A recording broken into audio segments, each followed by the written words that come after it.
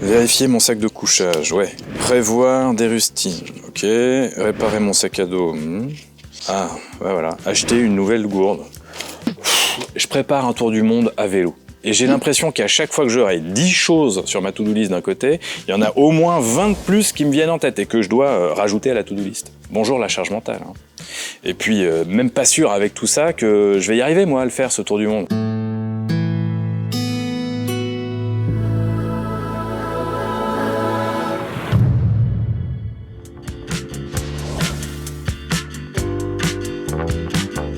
Maintenant, vous le savez. L'intérêt des OKR, c'est de ne plus raisonner en liste de choses à faire pour viser un objectif, mais de prioriser les résultats clés, les KR, qu'il nous faut atteindre pour nous rapprocher le plus et le plus vite de notre objectif. En résumé, les OKR nous font passer plus facilement de l'ambition, mon petit tour du monde à vélo, ou la stratégie à 3 ans de votre entreprise, à la meilleure mise en œuvre possible. Mais c'est pas tout. La construction en cascade des OKR, je vous explique ça juste après, fait que tout le monde en sort gagnant, quelle que soit sa place ou son rôle dans l'entreprise.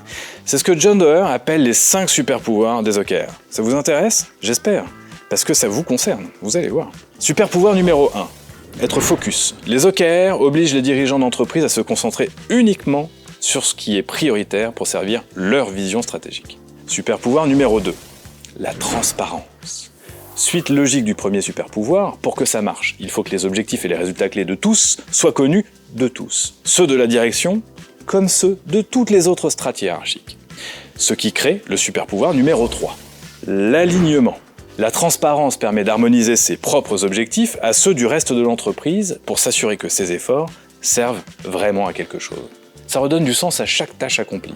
Et fini l'impression de ramer à contre-courant. Super-pouvoir numéro 4. L'adaptation. Puisque les résultats clés à atteindre sont précis, il est facile de les mesurer, n'est-ce pas? Et comme on les revoit tous les trimestres, on peut les affiner ou même en changer régulièrement, y compris en cours de route d'ailleurs, pour rester au plus près des réalités du terrain. Parce qu'avec les OKR, c'est celui qui fait qui sait. Super pouvoir numéro 5, le surpassement. Les OKR nous encouragent à repousser les limites en fixant des objectifs et des résultats clés ambitieux, mais sans avoir peur d'échouer. Du coup, un résultat clé atteint seulement à 70%, c'est un succès. Au-delà de 70%, c'est qu'on a surpassé toutes les attentes. Reprenons l'exemple du Tour du monde à vélo. Imaginez que nous formions l'équipe qui travaille sur cet objectif très ambitieux. Notre champion nous a d'abord partagé son ambition stratégique. Établir le record du Tour du monde à vélo le plus rapide. C'est notre objectif puisque ça nous dit quoi atteindre. Puis il a posé 3 résultats clés qui nous diront comment nous saurons si et à quelle vitesse nous nous rapprochons de notre objectif. Des exemples. Résultat clé numéro 1. On saura qu'on est en bon chemin si 3 courses cyclistes majeures ont été remportées au cours de l'année. Résultat clé numéro 2. Disons 100% du nouveau vélo a été prototypé et testé dans les 6 mois. Et KR numéro 3. 3 personnes supplémentaires ont été recrutées à la technique et à la logistique dans les 3 mois. Alors pourquoi ces priorités ? Parce que s'assurer qu'on est capable de gagner des courses, c'est valider la forme physique de notre champion, mais aussi les qualités techniques de notre vélo.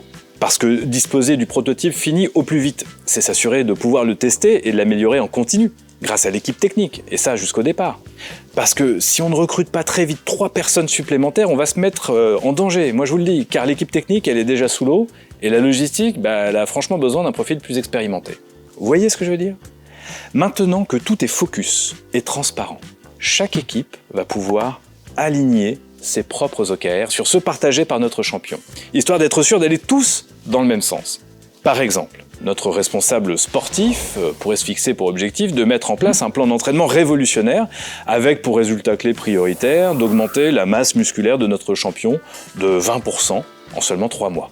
Notre responsable technique, par exemple, va se fixer pour objectif de créer le prototype le plus évolutif de tous les temps, et comme résultat clé prioritaire d'avoir dessiné 2 modèles dans les 3 semaines pour en valider un au plus vite. Ce principe d'alignement des objectifs des uns et des autres sur toutes les strates hiérarchiques, c'est ce qu'on appelle cascader. Ça ruisselle sur chacun. Et si on continue de cascader les OKR du responsable technique, on pourrait avoir par exemple le responsable de l'atelier qui se fixe pour objectif de concevoir la maquette la plus écologique, avec pour résultat clé, disons, de réduire de 30% son impact écologique en trouvant les bons matériaux en 2 mois. Et l'équipe opérationnelle alors? Celle qui, en bout de chaîne, va concrètement fabriquer, assembler ce prototype, donner vie à ce résultat clé, et ainsi contribuer à tous les autres précédents. Eh bien c'est elle, sur le terrain, qui sait ce qu'il faut faire concrètement et prioritairement. Et c'est ainsi qu'après avoir cascadé, depuis le sommet de la pyramide jusqu'au plus près de la réalité du terrain, en atelier, non seulement vous êtes totalement conscient de l'ambition stratégique du projet, et vous êtes pleinement embarqué dans l'aventure. Deuxièmement, votre mission est parfaitement alignée avec les objectifs de tout le monde, au service de la même ambition collective. Vos efforts seront donc en harmonie avec les autres et tout le monde en sortira vainqueur.